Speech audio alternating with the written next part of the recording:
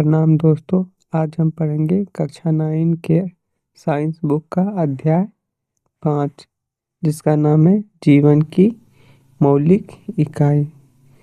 तो देखते हैं तो इस अध्याय का परिचय।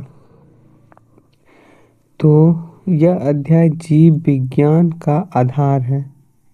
यह अध्याय जो है 5वां बायोलॉजी का क्या है, आधार है। इसमें हम जानेंगे कि सभी सजीव अर्थात पौधे और जंतु किस चीज से बने होते हैं। सभी सजीव अर्थात पौधे और जंतु किस चीज से बने होते हैं। कोशिका की खोज कैसे हुई, कोशिका की खोज कैसे हुई और कोशिका के अंदर कौन कौन से महत्वपूर्ण अंग होते हैं जो जीवन को संभव बनाते हैं। तो इस अध्याय में जानेंगे। तो शुरू करते हैं। तो सबसे पहले देखते हैं कोशिका की खोज और उसके इतिहास के बारे में पढ़ते हैं। कोशिका विज्ञान। कोशिका विज्ञान का इतिहास बहुत रोचक है। कोशिका विज्ञान का इतिहास क्या है, बहुत रोचक है। इसकी शुरुआत एक साधारण कॉर्क के टुकड़े को देखने से हुई है। तो कोशिका विज्ञान की शुरुआत एक साधारण कॉर्क को देखने से हुई है। सबसे पहले रॉबर्ट हुक ने 1765 में रॉबर्ट हुक ने स्वनिर्मित अर्थात खुद से निर्मित सूक्ष्मदर्शी से कॉर्क की पतली काट का अवलोकन किया। तो सबसे पहले रॉबर्ट हुक ने क्या किया, अपने द्वारा निर्मित सूक्ष्मदर्शी से कॉर्क की पतली काट को अपने सूक्ष्मदर्शी से देखा। उन्होंने इसमें मधुमक्खी के छत्ते जैसे छोटी छोटी कोठरियां देखी। तो इस कॉर्क की पतली काट में उन्होंने अपने सूक्ष्मदर्शी से क्या देखा, छोटी छोटी कोठरियां देखी और उन्हें कोशिका या सेल नाम दिया। तो रॉबर्ट हुक ने कोशिका या सेल नाम दिया उन छोटी छोटी कोठरियों जैसी दिखने वाली संरचना को। और सेल एक लैटिन शब्द है। सेल क्या है, एक लैटिन शब्द है जिसका अर्थ होता है छोटा कमरा। तो सेल क्या है, एक लैटिन शब्द है जिसका अर्थ होता है छोटा कमरा। आगे है 1674 में ल्यूवेन हॉक ने सबसे पहले उन्नत सूक्ष्मदर्शी से मतलब और अच्छी तरह उन्नत सूक्ष्मदर्शी से तालाब के जल में स्वतंत्र रूप से जीवित कोशिकाओं का पता लगाया। तो स्वतंत्र रूप से जीवित कोशिकाओं का पता लगाया किसने, जीवित कोशिकाओं का पता लगाया ल्यूवेन हॉक ने 1674 ईस्वी में। आगे है रॉबर्ट ब्राउन 1831 में। तो 1831 में रॉबर्ट ब्राउन ने कोशिका के अंदर केंद्रक की खोज की। केंद्रक यानी न्यूक्लियस की खोज किसने किया, 1831 ईस्वी में रॉबर्ट ब्राउन ने। और आगे है 1839। तो 1839 में जे ई पुरकिंजे ने 1839 में पुरकिंजे ने कोशिका में स्थित तरल जैविक पदार्थ को जीव द्रव्य या प्रोटोप्लाज्म नाम दिया। तो जे ई पुरकिंजे ने 1839 ईस्वी में इन्होंने देखा कि कोशिका में स्थित तरल है, तो तरल लिक्विड, तो उस लिक्विड को इन्होंने जो लिक्विड या जैविक पदार्थ था कोशिका में, उसे उन्होंने जीव द्रव्य या प्रोटोप्लाज्म नाम दिया। आगे है 1838 में स्लाइडेन और 1839 में स्वान। तो 1838 में स्लाइडेन और 1839 में स्वान ने, इन दो जीव वैज्ञानिकों ने कोशिका सिद्धांत सेल थ्योरी प्रस्तुत किया। तो कोशिका सिद्धांत किसने दिया, तो कोशिका सिद्धांत 1838 में स्लाइडेन और 1839 में स्वान ने दिया। आगे है बिरचाओ। बिरचाओ बिरचाओ 1855 में बिरचाओ ने कोशिका सिद्धांत को आगे बढ़ाया। स्लाइडेन और स्वान ने जो कोशिका सिद्धांत दिया तो उसे आगे कौन बढ़ाया? बिरचाओ ने। तो 1855 में कोशिका सिद्धांत को आगे बढ़ाया और बताया कि सभी कोशिकाएं, जो जितना भी कोशिका है वह पूर्ववर्ती कोशिकाओं से बनती है। तो जो भी कोशिका नया बनता है वो क्या बनता है? पहले से विद्यमान कोशिकाओं से ही बनता है, प्री एग्जिस्टिंग सेल्स से बनता है। आगे है 1940। 1940 में इलेक्ट्रॉन सूक्ष्मदर्शी की खोज। तो 1940 में क्या हुआ? इलेक्ट्रॉन सूक्ष्मदर्शी की खोज हुआ, जिसके बाद कोशिका की जटिल संरचना और उसके अंगों के बारे में समझना और आसान हुआ। तो 1940 ईस्वी में क्या हुआ? इलेक्ट्रॉन सूक्ष्मदर्शी का खोज हुआ, जिसके बाद कोशिका की जटिल संरचना और उसके अंगों को समझना संभव हुआ। आगे है सजीव किससे बने होते हैं? तो सजीव किससे बने होते हैं? तो सभी सजीव, चाहे वह सूक्ष्म अमीबा हो या विशालकाय बरगद के पेड़, किसके बने होते हैं? कोशिकाओं से बने होते हैं। तो सभी सजीव किसके बने होते हैं? सभी सजीव कोशिकाओं से बने होते हैं। तो सबसे पहले रॉबर्ट हुक ने 1665 में कोशिका की खोज की या कोशिका नाम दिया। तो कोशिका क्या होता है? कोशिका जीवन की मूलभूत संरचनात्मक एवं क्रियात्मक इकाई होती है। तो कोशिका जीवन की मूलभूत संरचनात्मक एवं क्रियात्मक क्या है? इकाई है। आगे है एक कोशिकीय और बहुकोशिकीय जीव। एक कोशिकीय और बहुकोशिकीय जीव। तो एक कोशिकीय जीव यानी यूनिसेलुलर ऑर्गेनिज्म। तो वह जीव जिनका शरीर केवल एक कोशिका का बना होता है। तो वह जीव जिनका शरीर केवल एक कोशिका का बना होता है, उससे एक कोशिकीय जीव कहते हैं। एक कोशिकीय जीव के उदाहरण हैं अमीबा, क्लैमिडोमोनास, पैरामीशियम, बैक्टीरिया। तो अमीबा, क्लैमिडोमोनास, पैरामीशियम, बैक्टीरिया, यह क्या है? एक कोशिकीय जीव है। इनका शरीर केवल एक कोशिकाओं का बना होता है। एक ही कोशिका सभी कार्य, अर्थात एक ही कोशिका से बना होता है और एक ही कोशिका सभी कार्य करते हैं। जैसे कौन कौन से कार्य? तो शोषण भी करते हैं, पाचन भी करते हैं और उत्सर्जन आदि करते हैं। तो शोषण, पाचन, उत्सर्जन सभी कार्य कौन करते हैं? एक ही कोशिका। बहुकोशिकीय जीव क्या है? Multi cellular organism. तो वह जीव जिनका शरीर अनेक कोशिकाओं से मिलकर बना होता है, वह बहुकोशिकीय जीव कहलाता है।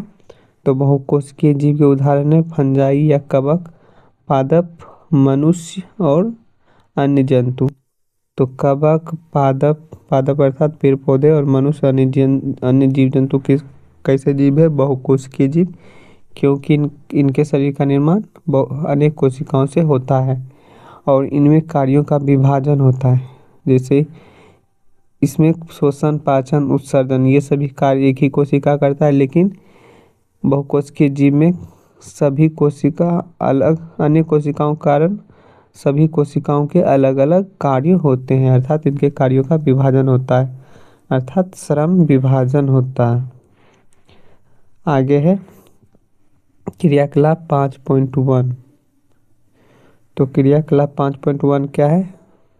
तो प्याज की झिल्ली का अवलोकन करने के लिए एक क्रियाकलाप किया गया था, प्याज की झिल्ली का अवलोकन। तो उद्देश्य क्या था? पादप कोशिका प्याज की झिल्ली की संरचना को देखना। तो पादप कोशिका की संरचना को देखना इसका उद्देश्य था। तो विधि क्या थी?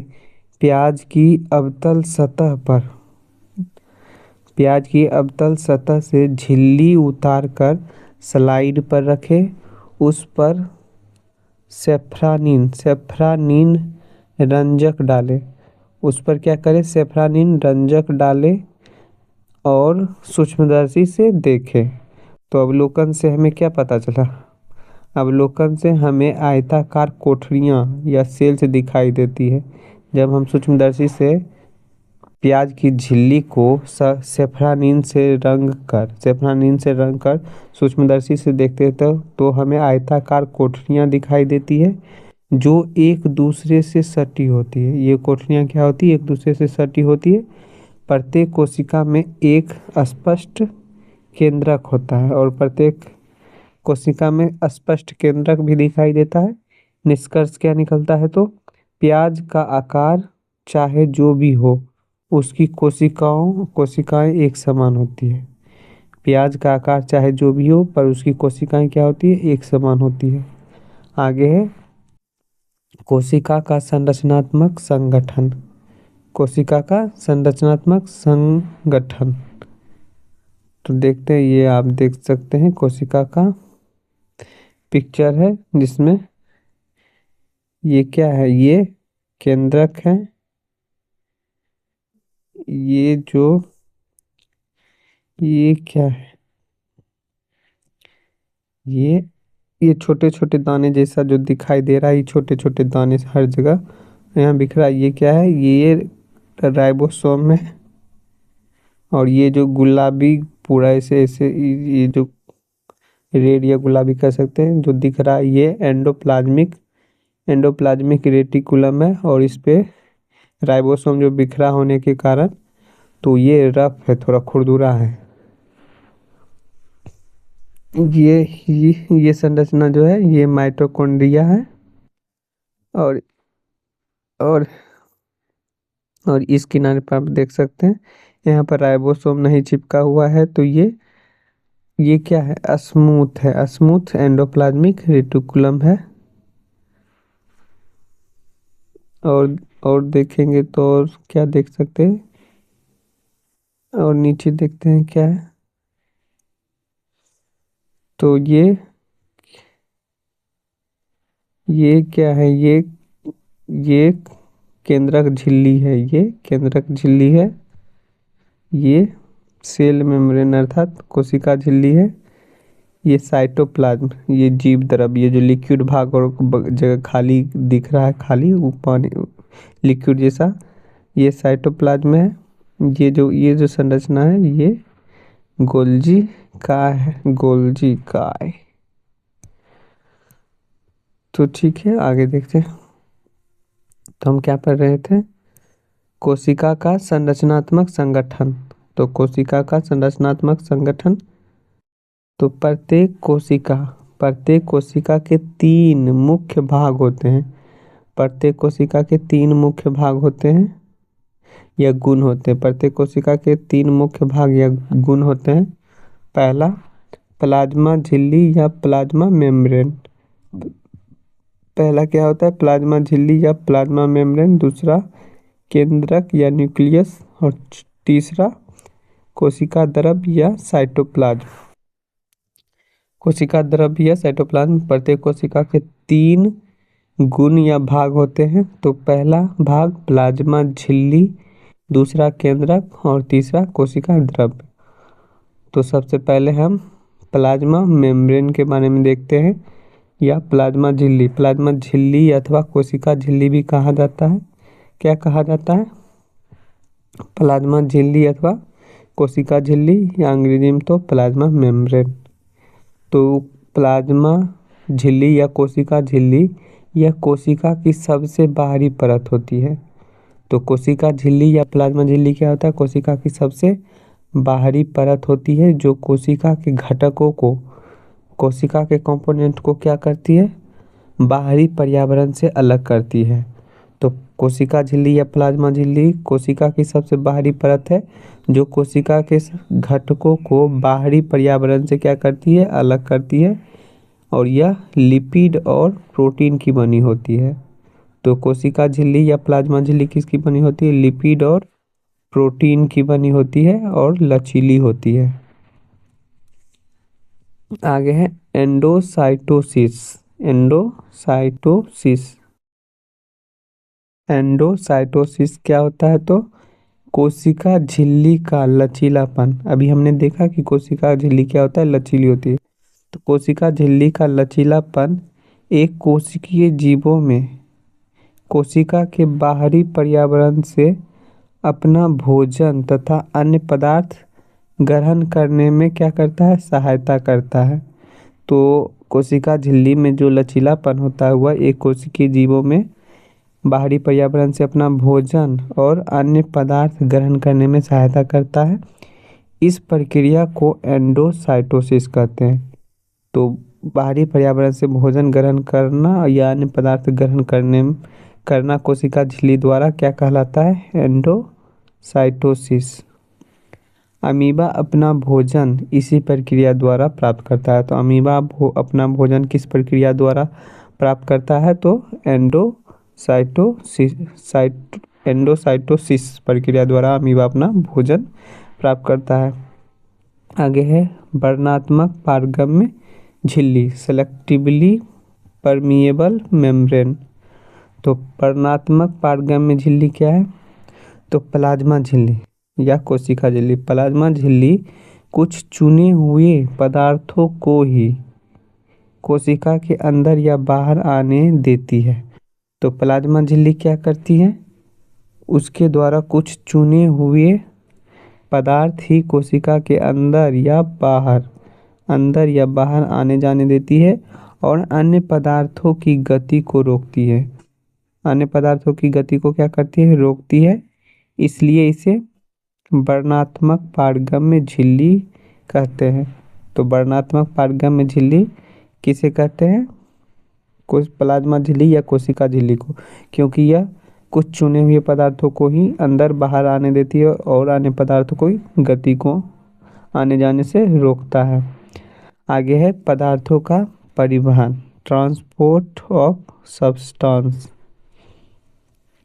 तो पदार्थों का परिवहन, तो कोशिका झिल्ली के आर पार पदार्थों का आवागमन दो मुख्य प्रक्रियाओं द्वारा होता है। तो कोशिका झिल्ली के आर पार पदार्थों का आवागमन कितनी मुख्य प्रक्रियाओं द्वारा होता है? तो दो मुख्य प्रक्रियाओं द्वारा होता है। पहला है विसरण, दूसरा है प्रासरण। तो विसरण और प्रासरण, विसरण अर्थात डिफ्यूजन और प्रासरण अर्थात ऑस्मोसिस। तो विसरण क्या है? गैसों का आदान प्रदान विसरण द्वारा होता है। यह तो कोशिकाओं में गैसों जैसे CO2 और ऑक्सीजन का आदान प्रदान किसके द्वारा होता है?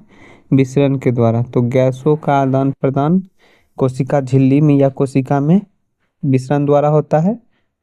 पदार्थों की गति, जो कोशिका में पदार्थ अंदर बाहर आती जाती रहती है उसकी गति कैसा होता है? तो पदार्थों की गति उच्च सांद्रता से निम्न सांद्रता की ओर होती है। तो पदार्थों की गति कैसी होती है? उच्च सांद्रता से निम्न सांद्रता की ओर होती है। उदाहरण के लिए जब कोशिका में CO2 की मात्रा या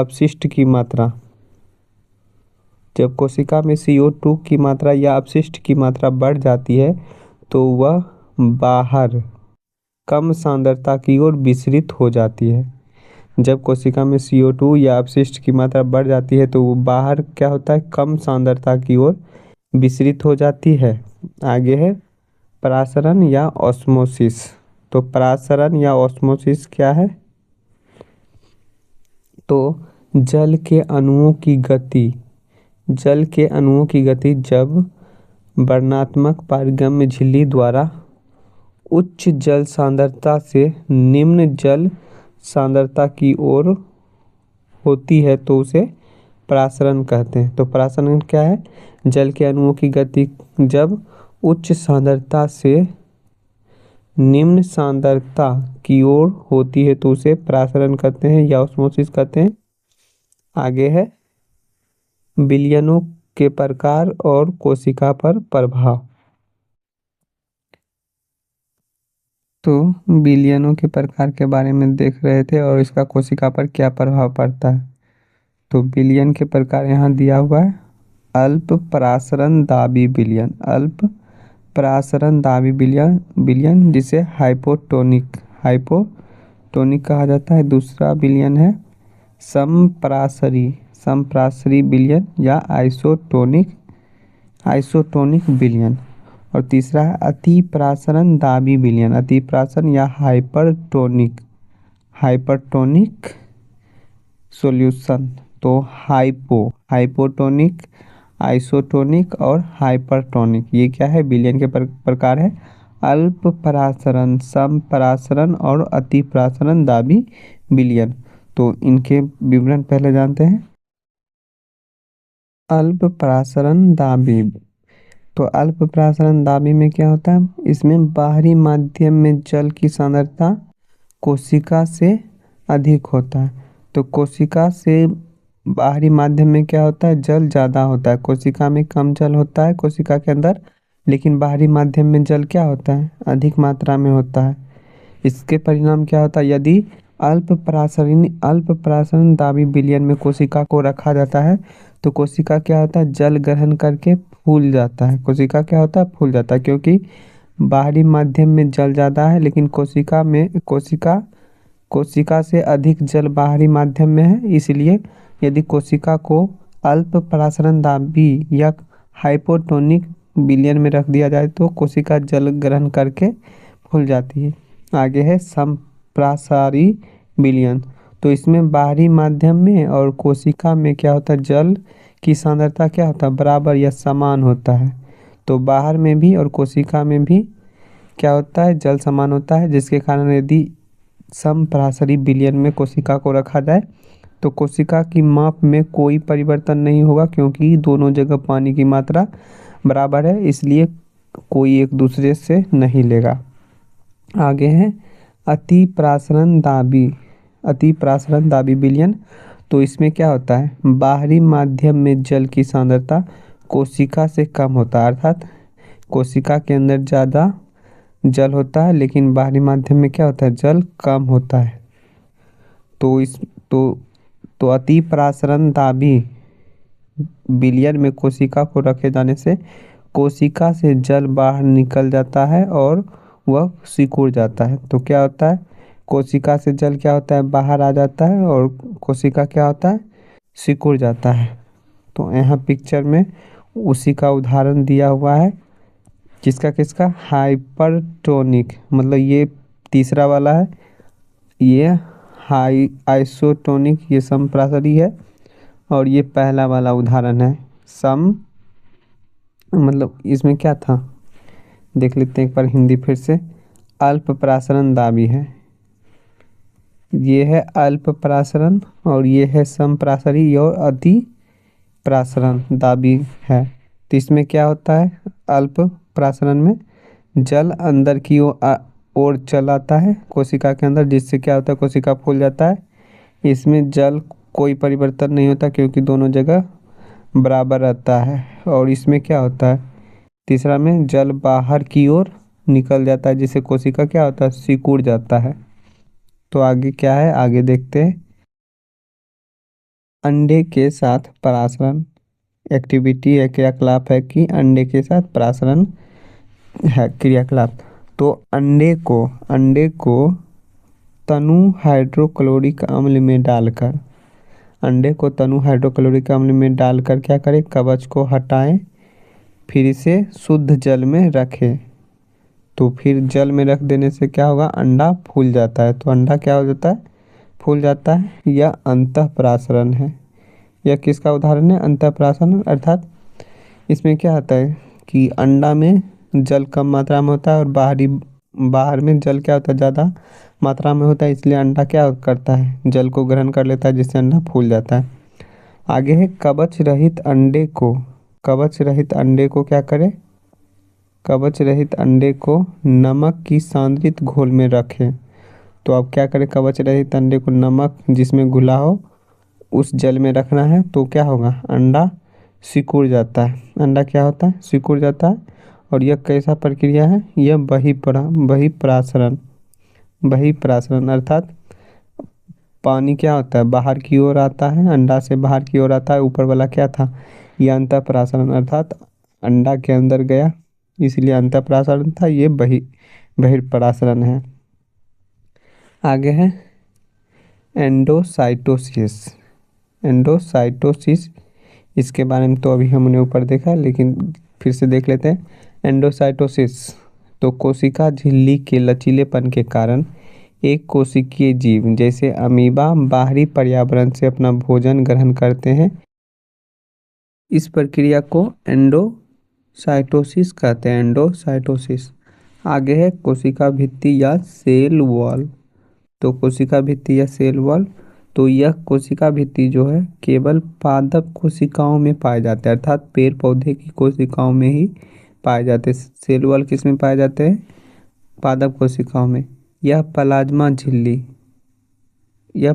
झिल्ली के बाहर स्थित होता है। सेल वॉल कहाँ स्थित होता है, प्लाज्मा झिल्ली के बाहर स्थित होता है। तो आगे है इसके संगठन के बारे में। तो कोशिका भित्ति या सेल वॉल सेल्यूलोज की बनी होती है। तो कोशिका भित्ति किसकी बनी होती है, सेल्यूलोज की। सेल्यूलोज एक जटिल पदार्थ है। सेल्यूलोज क्या है, एक जटिल पदार्थ है जो पौधों को संरचनात्मक दृढ़ता प्रदान करता है। सेल्यूलोज एक जटिल पदार्थ है जो पौधों को क्या करता है, संरचनात्मक दृढ़ता प्रदान करता है या मजबूती प्रदान करता है। सेल वॉल या कोशिका भित्ति का कार्य क्या है, तो यह कोशिका को निश्चित आकार और मजबूती देता है। सेल वॉल कोशिका को निश्चित आकार और मजबूती प्रदान करता है।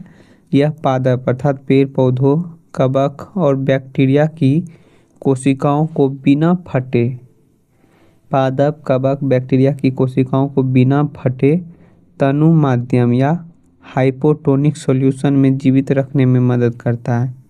हाइपोटोनिक सॉल्यूशन में जीवित रहने में कौन मदद करता है, कोशिका भित्ति या सेल वॉल। आगे है जीव द्रव्य कुंचन। जीव द्रव्य कुंचन या प्लाज्मोलाइसिस।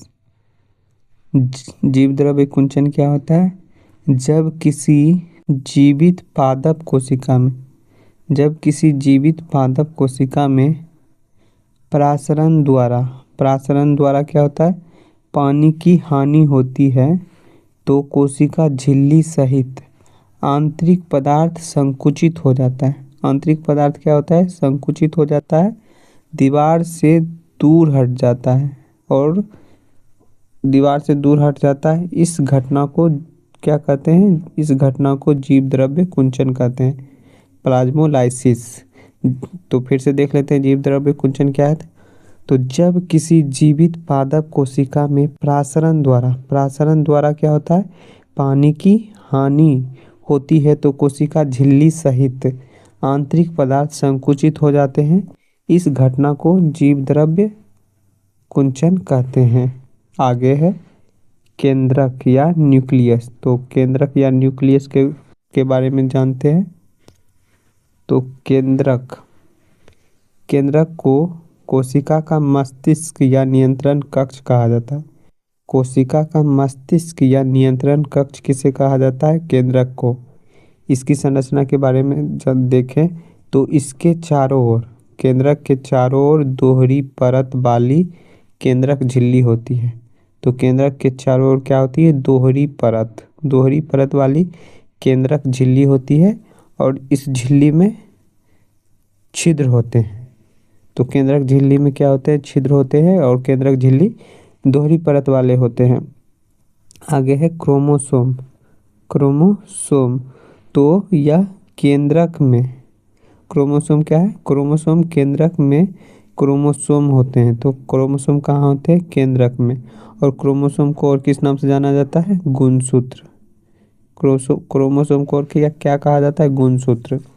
तो क्रोमोसोम केंद्रक में होते हैं जो केवल कोशिका विभाजन के समय छर्राकार दिखाई देते हैं। तो क्रोमोसोम केवल कब दिखाई देते हैं? वो भी छड़ के आकार का। तो कोशिका विभाजन के समय, कोशिका विभाजन के समय छर्राकार दिखाई देता है क्रोमोसोम। तो केंद्रक के कार्य के बारे में जानते हैं। तो केंद्रक का क्या कार्य है? तो यह डीएनए, डीएनए जिसका पूर्ण रूप है deoxy ribo nucleic acid, deoxy ribo nucleic acid. तो यह डीएनए और प्रोटीन के बने होते हैं। तो यह डीएनए और प्रोटीन के बने होते हैं। सॉरी, तो यह क्रोमोसोम के कार्य के बारे में बताया गया है। क्रोमोसोम, तो क्रोमोसोम या गुणसूत्र किसके बने होते हैं? डीएनए और प्रोटीन के। डीएनए और प्रोटीन का कौन बना होता है? क्रोमोसोम। डीएनए अणु में कोशिका के निर्माण और संगठन की सभी आवश्यक सूचनाएं होती है। तो डीएनए अणु में क्या होता है? डीएनए अणु में कोशिका के निर्माण और संगठन की सभी आवश्यक सूचनाएं होती है। किसमें? डीएनए अणु में। डीएनए के क्रियात्मक खंड को डीएनए के क्रियात्मक खंड को क्या कहते हैं? जीन। डीएनए के क्रियात्मक खंड को जीन कहते हैं। यह आनुवांशिक गुणों को, डीएनए क्या करता है? आनुवांशिक गुणों को माता पिता से अगली पीढ़ी में ले जाता है। आनुवांशिक गुणों को माता पिता से अगली पीढ़ी में ले जाने का कौन काम करता है? डीएनए। आगे है प्रोकैरियोटिक और यूकैरियोटिक कोशिकाएं। तो प्रोकैरियोटिक और यूकैरियोटिक कोशिकाएं क्या होता है उसे देखते हैं। तो आप यहाँ फिगर देख सकते हैं। तो ये प्रोकैरियोटिक कोशिका है और ये यूकैरियोटिक कोशिका है। तो आप यहाँ देख सकते हैं ये प्रोकैरियोटिक कोशिका कितना सिंपल है और यूकैरियोटिक कोशिका कितना कॉम्प्लेक्स है। इसमें कितने सारे कोशिकांग हैं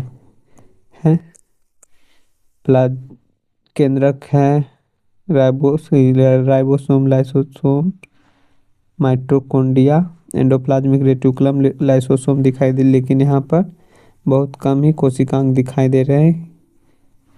आगे देखते हैं इसके बारे में डिटेल। प्रोकैरियोटिक और यूकैरियोटिक सेल की विशेषता दिया गया है। तो दोनों के आकार में क्या अंतर है, केंद्रक में क्या अंतर है, गुणसूत्र में क्या अंतर है और इनके अंगों के झिल्लियां है या नहीं है और इनके उदाहरण। तो प्रोकैरियोटिक कोशिका का आकार 1 से 10 माइक्रोमीटर का होता है। इसका आकार प्रायः छोटा होता है। प्रोकैरियोटिक कोशिका का आकार प्रायः छोटा होता है और यह 1 से 10 माइक्रोमीटर होता है। और यूकैरियोटिक कोशिका का आकार प्रायः बड़ा होता है। यह 5 से 100 माइक्रोमीटर का होता है। 5 से 100 माइक्रोमीटर का होता है। प्रोकैरियोटिक कोशिका का केंद्रक अस्पष्ट केंद्रक क्षेत्र है। और अस्पष्ट मतलब ठीक ठाक से दिखाई समझ में नहीं आता, दिखाई नहीं, अस्पष्ट होता है। इसे न्यूक्लियोइड कहते हैं। तो प्रोकैरियोटिक कोशिका की केंद्रक अस्पष्ट होता है। इसे न्यूक्लियोइड कहते हैं। केंद्रक झिल्ली अनुपस्थित होता है। केंद्रक अस्पष्ट होता है और इसमें केंद्रक झिल्ली भी नहीं होता है। इसे न्यूक्लियोइड भी कहते हैं। और यूकैरियोटिक कोशिका में सुस्पष्ट केंद्रक होता है। सुस्पष्ट मतलब ठीक ढंग से दिखाई देता है और केंद्रक झिल्ली भी क्या होता है? केंद्रक झिल्ली भी उपस्थित होता है।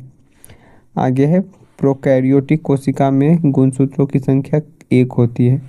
प्रोकैरियोटिक कोशिका में गुणसूत्रों की संख्या 1 होती है और यूकैरियोटिक कोशिका में गुणसूत्रों की संख्या 1 से अधिक होती है। और प्रोकैरियोटिक कोशिका में झिल्ली युक्त अंग अनुपस्थित, मतलब जो कोशिका में अन्य अंग होते हैं उसमें क्या होते हैं? वे अनुपस्थित होते हैं। जैसे माइटोकॉन्ड्रिया, प्लास्टिड नहीं होते हैं। माइटोकॉन्ड्रिया या प्लास्टिड नहीं होते हैं। जबकि यूकैरियोटिक कोशिका में माइटोकॉन्ड्रिया, गोल्गी आदि कोशिकांग उपस्थित होते हैं। प्रोकैरियोटिक कोशिका के उदाहरण है बैक्टीरिया या जीवाणु। बैक्टीरिया या जीवाणु क्या है? प्रोकैरियोटिक कोशिका। और पादप, जंतु, कवक या फंजाई क्या है? यूकैरियोटिक कोशिका। तो हमने प्रोकैरियोटिक और यूकैरियोटिक कोशिकाओं को के अंतर को देखा। आगे है कोशिका द्रव्य या साइटोप्लाज्म। साइटोप्लाज्म तो प्लाज्मा झिल्ली, प्लाज्मा झिल्ली के अंदर प्लाज्मा झिल्ली के अंदर पाया जाने वाला तरल पदार्थ को, प्लाज्मा झिल्ली के अंदर पाए जाने वाले तरल पदार्थ को कोशिका द्रव्य या साइटोप्लाज्म कहते हैं। इसमें विशिष्ट कोशिका अंगक, इसमें किसमें? तो कोशिका द्रव्य में कोशिका अंगक या सेल ऑर्गेनेल्स पाए जाते हैं।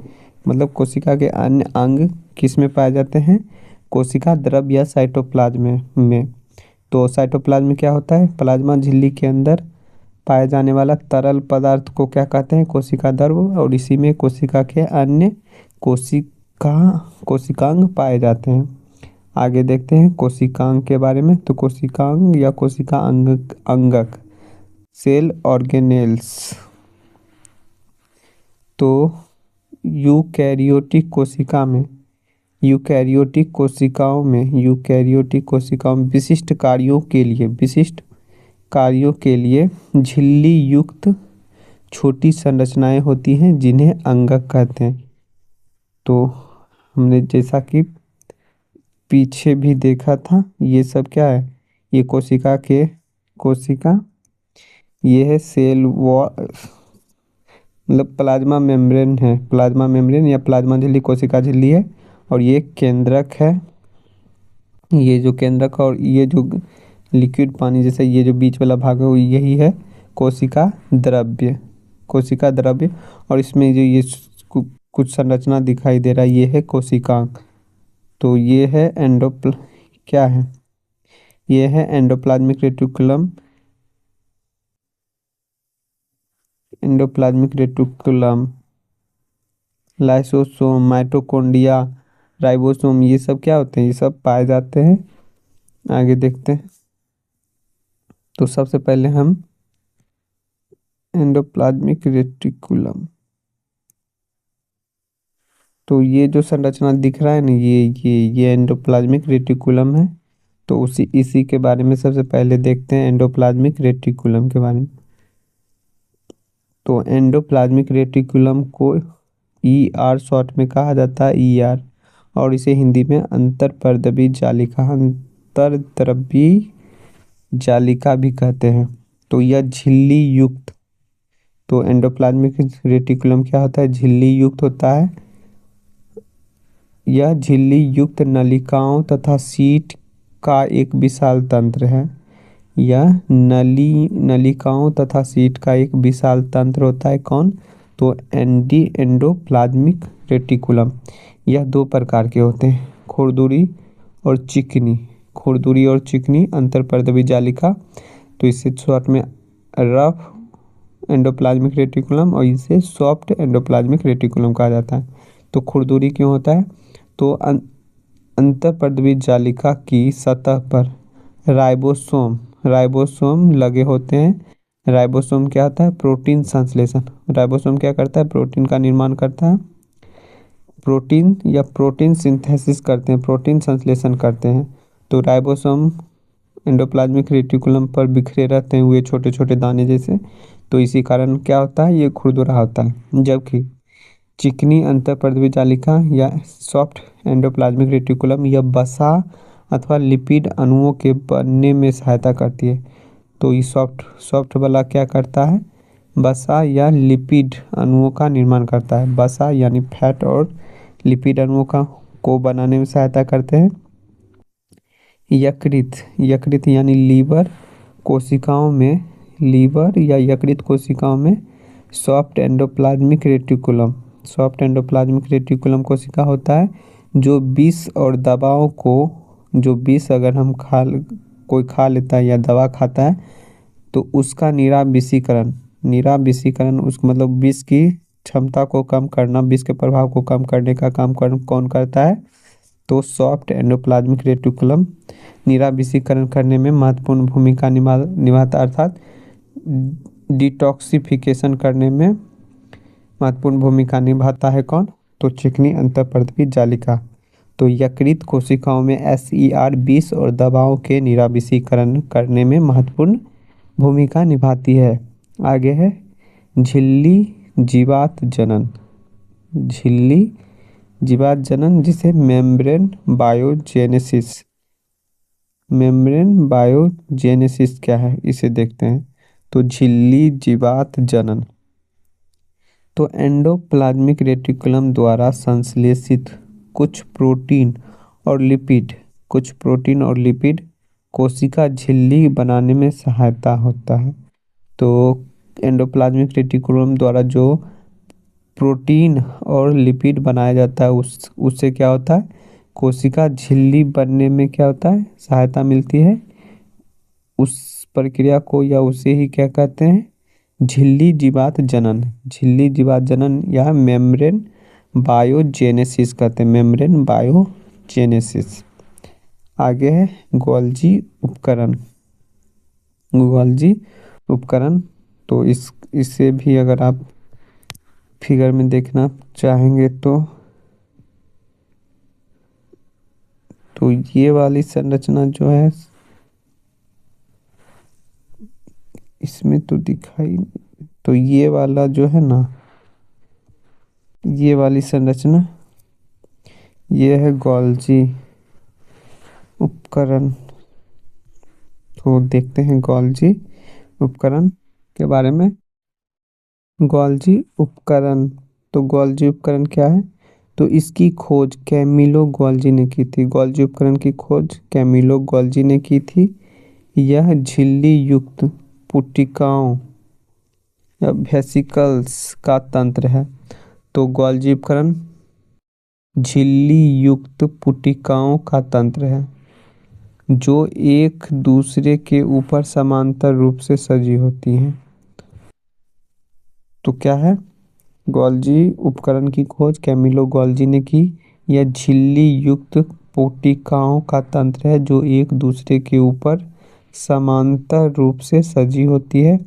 और गोल्जी उपकरण का कार्य क्या होता है? तो इसका कार्य एंडोप्लाज्मिक रेटिकुलम में संश्लेषित पदार्थों का संचयन, उसे जमा करना, उसको रूपांतरण और पैकेजिंग करने का काम कौन करता है? गोल्जी उपकरण।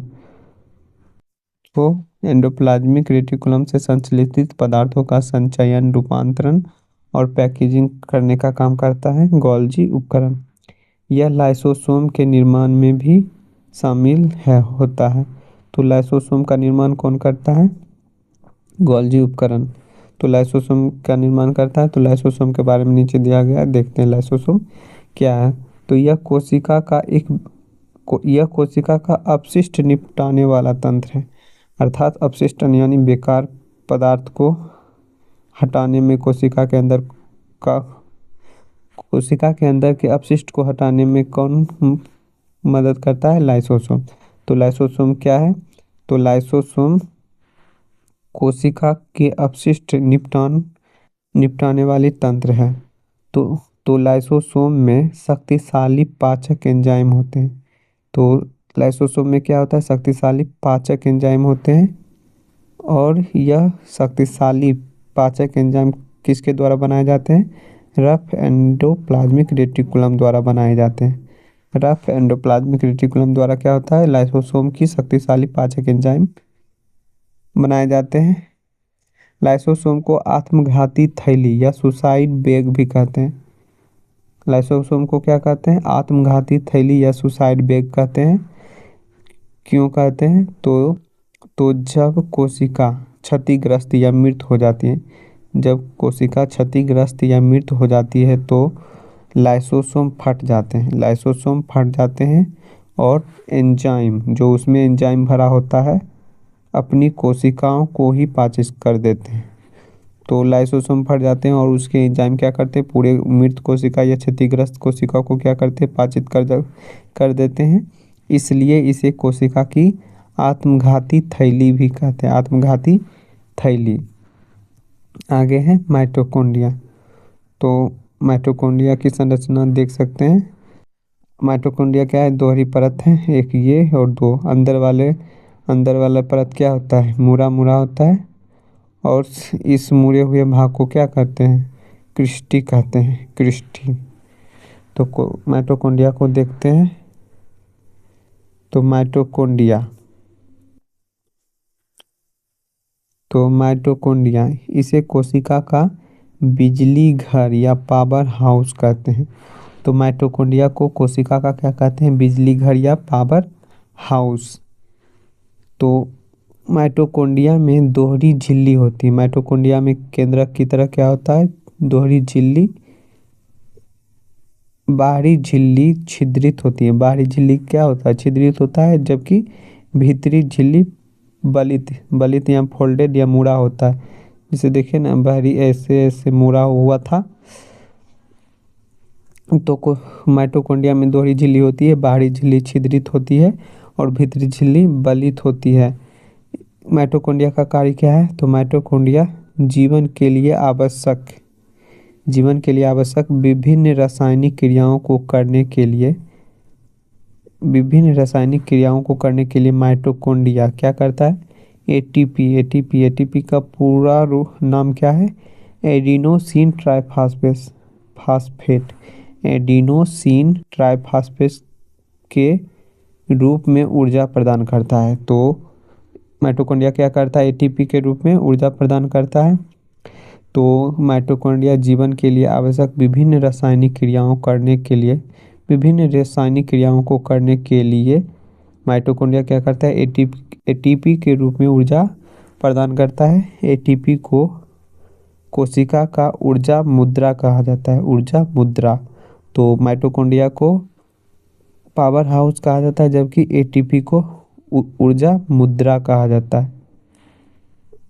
तो इसकी विशेषता क्या है, तो माइटोकॉन्ड्रिया की विशेषता है कि इनका अपना डीएनए होता है। माइटोकॉन्ड्रिया का अपना डीएनए होता है और राइबोसोम होता है।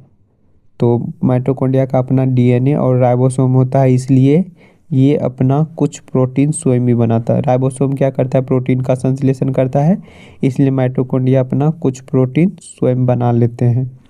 आगे है प्लास्टिड। प्लास्टिड तो प्लास्टिड यह केवल पादप कोशिकाओं में स्थित होता है।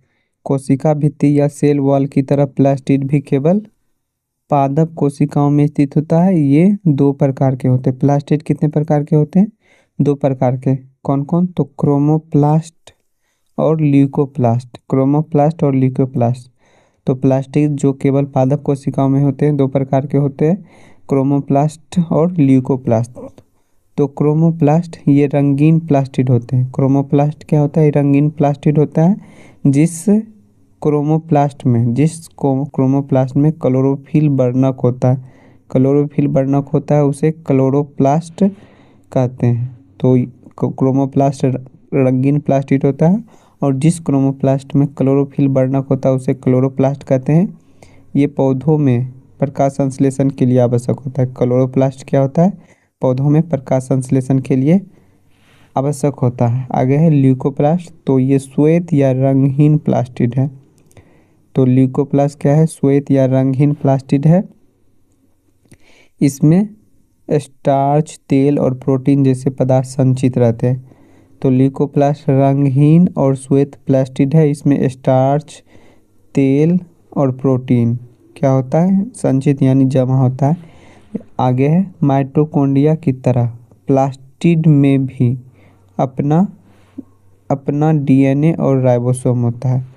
तो हमने जैसे पढ़ा था कि माइटोकॉन्ड्रिया में अपना डीएनए और राइबोसोम होता है, ठीक उसी प्रकार प्लास्टिड में भी क्या होता है, प्लास्टिड में भी अपना डीएनए और राइबोसोम होता है। आगे है विशेष तथ्य। तो ये क्या है, क्लोरोप्लास्ट में क्लोरोफिल के अतिरिक्त विभिन्न पीले और नारंगी रंग के वर्णक भी होते हैं। तो क्लोरोप्लास्ट में क्लोरोफिल के अतिरिक्त क्या होता है, पीले और नारंगी रंग के वर्णक होते हैं। क्लोरोप्लास्ट में क्लोरोफिल के अतिरिक्त भी विभिन्न पीले और नारंगी रंग के वर्णक होते हैं। स्ट्रोमा। स्ट्रोमा में अनेक झिल्ली युक्त परतें होती हैं। तो प्लास्टिड या प्लास्टिड में जो एक संरचना होता है स्ट्रोमा, उसमें अनेक झिल्ली युक्त परतें होती हैं। तो ये स्ट्रोमा किसका भाग है? तो ये प्लास्टिड का भाग है। आगे है रसधानी। रसधानी के बारे में है। तो रसधानी क्या होता है? तो ये ठोस अथवा तरल पदार्थों का संग्राहक थैली होता है। तो यह ठोस पदार्थ या तरल पदार्थ का संग्राहक क्या है? थैली। तो राजधानी क्या है? एक थैली है जो ठोस अथवा तरल पदार्थों को जमा करता है। जंतु कोशिका में छोटी या अनुपस्थित होता है। तो राजधानियाँ जंतु कोशिका में क्या या तो छोटी रहेगी या तो नहीं रहेगी। तो जंतु कोशिका में राजधानी छोटी रहेगी या तो नहीं रहेगी। आगे है पादप कोशिका में। तो राजधानियाँ पादप कोशिका में बहुत बड़ी होती है। राजधानियाँ क्या होती है? पादप कोशिका में बहुत बड़ी होती है। यह कोशिका के आयतन का 50 से 90% भाग होता है। तो राजधानियाँ कोशिका का जितना भाग होता है उसका 50 से 90% भाग या आयतन आयतन जितना जगह कोशिका का रहता है उसका 50 से 90% पादप कोशिका में किसका होता है? राजधानियों का होता है। ये कोशिका की स्फीति यह कोशिका की स्फीति और कठोरता प्रदान करती हैं। तो राजधानियाँ क्या करती है? कोशिका को स्फीति स्फीति और कठोरता प्रदान करती है। अमीबा में खाद्य राजधानी में अमीबा में जो खाद्य राजधानी होता है, उपभोग में लाए गए खाद्य पदार्थ होते हैं। उपभोग में लाए गए खाद्य पदार्थ अमीबा में खाद्य राजधानी में क्या होता है? उपभोग में लाए गए खाद्य पदार्थ क्या करते हैं? जमा करके रखते हैं। आगे है कोशिका विभाजन या सेल डिवीजन। तो कोशिका विभाजन या सेल डिवीजन के बारे में आगे देखते हैं। तो कोशिका विभाजन या सेल डिवीजन क्या है?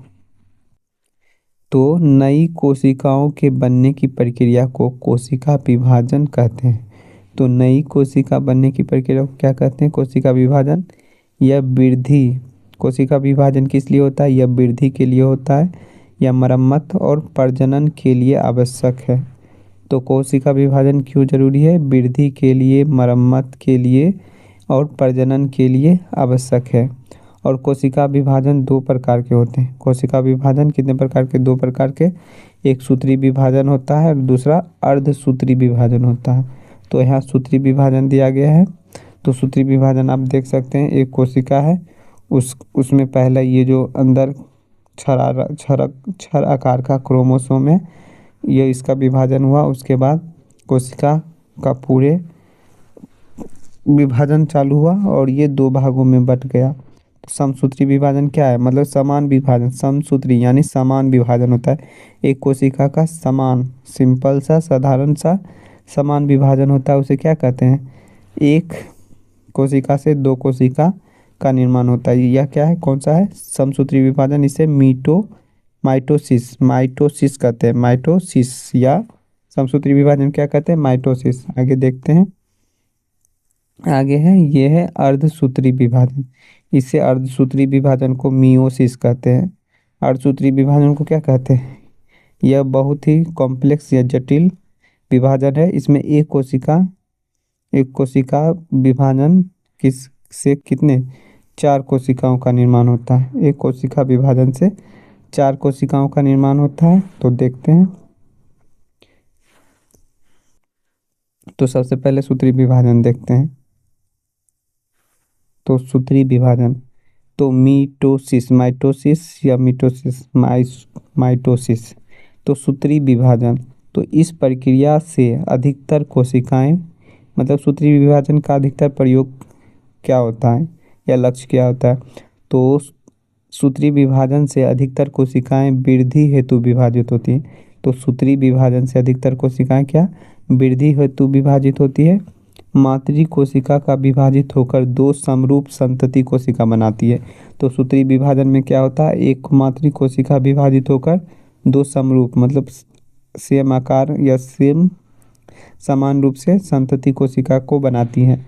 संतति कोशिकाओं में गुणसूत्रों की संख्या मातृ कोशिकाओं के समान होता है। मतलब माता में जितने गुणसूत्र थे संतति कोशिका में गुणसूत्र कितने होंगे? उतना ही होंगे जितना माता में, दोनों में। यह ऊतकों की मरम्मत और वृद्धि में सहायक होता है। यह ऊतकों या कोशिकाओं के मरम्मत और वृद्धि में सहायक होता है सूत्री विभाजन। आगे है अर्धसूत्री विभाजन।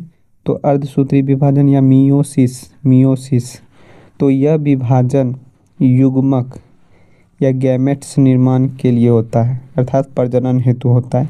तो अर्धसूत्री विभाजन युग्मक या गैमेट्स गैमेट्स निर्माण के लिए होता है, अर्थात प्रजनन के लिए होता है। इसमें लगातार दो विभाजन होता है। अर्धसूत्री विभाजन में क्या होता है? लगातार दो विभाजन होता है, जिससे क्या होता है? एक मातृ कोशिका से चार नई संतति कोशिका बनती है। इसमें क्या होता है? एक मातृ कोशिका से चार नई संतति कोशिका बनती है। नई कोशिकाओं में गुणसूत्रों की संख्या क्या होती थी? मातृ कोशिका से आधी रह जाती है। तो अर्धसूत्री विभाजन में गुणसूत्रों की संख्या क्या होता है? मातृ कोशिका से आधी रह जाती है, जबकि सूत्री विभाजन में गुणसूत्रों की संख्या मातृ कोशिका के समान होता है। आगे चैप्टर का अंत हुआ, लेकिन इसका त्वरित पुनरावृत्ति या फिर समरी या सारांश है, तो उसको देखते हैं। तो कोशिका जीवन की क्या है? मूलभूत इकाई है। कोशिका जीवन की मूलभूत इकाई है। रॉबर्ट हुक ने 1665 में कोशिका की खोज की। प्लाज्मा झिल्ली क्या है? वर्णनात्मक पारगम्य झिल्ली होती है, वर्णनात्मक पारगम्य झिल्ली। पादप कोशिकाओं में सेल्यूलोज की बनी क्या होती है? कोशिका भित्ति। पादप कोशिकाओं में कोशिका भित्ति सेल्यूलोज की बनी होती है। माइटोकॉन्ड्रिया को कोशिका का बिजली घर और लाइसोसोम को आत्मघाती थैली कहते हैं। लाइसोसोम को आत्मघाती थैली और माइटोकॉन्ड्रिया को बिजली घर कहते हैं। प्रोकैरियोटिक कोशिका में झिल्ली युक्त अंगक नहीं होते हैं। प्रोकैरियोटिक कोशिका में झिल्ली युक्त क्या होते हैं? अंग नहीं होते हैं। सूत्री विभाजन वृद्धि के लिए, सूत्री विभाजन किस लिए होता है? वृद्धि और मरम्मत के लिए, जबकि अर्धसूत्री विभाजन प्रजनन के लिए होता है। आगे भी कुछ महत्वपूर्ण परिभाषाएं हैं, उसे देखते हैं। तो जीन क्या है? जीन डीएनए के क्रियात्मक खंड होता है। जीन क्या होता है? डीएनए का क्रियात्मक खंड जो आनुवांशिक लक्षणों का वहन करते हैं, अर्थात एक पीढ़ी से दूसरी पीढ़ी में ले जाते हैं। एटीपी क्या है? Adenosine triphosphate. यह कोशिका की ऊर्जा मुद्रा होती है। कोशिका की ऊर्जा मुद्रा क्या होता है? एटीपी। आगे है प्रासरण या ओस्मोसिस। तो वर्णनात्मक पारगम्य झिल्ली द्वारा जल का उच्च सांद्रता से निम्न सांद्रता की ओर जाना क्या कहलाता है? परासरण। उच्च सांद्रता से निम्न सांद्रता की ओर जल का जाना क्या कहलाता है? प्रासरण। आगे है केंद्रक या न्यूक्लियस। तो केंद्रक या न्यूक्लियस क्या है? तो कोशिका का नियंत्रण केंद्र। केंद्रक या न्यूक्लियस क्या है? कोशिका का नियंत्रण केंद्र, जिसमें आनुवांशिक सामग्री होती है, अर्थात केंद्रक में ही क्रोमोसोम या गुणसूत्र होते हैं। यह कोशिका का नियंत्रण केंद्र होते हैं। तो हमारा यह अध्याय समाप्त हुआ। ये नीचे कुछ इन अध्याय से संबंधित प्रश्न और इसके उत्तर दिए हैं, जो आप ऊपर पढ़े गए अध्याय से बना सकते हैं। तो आज यदि आपको मेरा प्रयास अच्छा लगे तो लाइक शेयर सब्सक्राइब कर दें। Thank you.